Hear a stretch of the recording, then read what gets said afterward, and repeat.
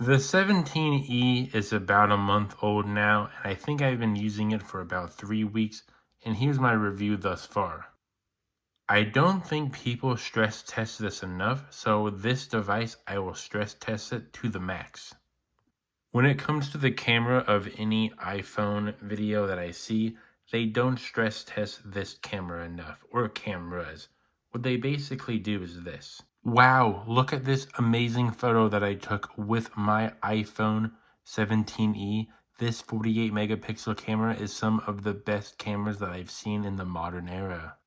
Look, most people aren't going to stress test their device in everyday use, but I think us creators need to do some stuff that is unorthodox. Like, for example, here's an amazing idea for you guys to try out every now and then when it comes to your cameras. Buy some Beyblades or use your little cousin's Beyblades or whatever and try those spinning tops out. And when you use those spinning tops, see how it looks like whenever you take a picture. In my 1 month review of this phone, which is why I didn't upload yesterday, is because I'm working on that video right now. Most people don't care about that.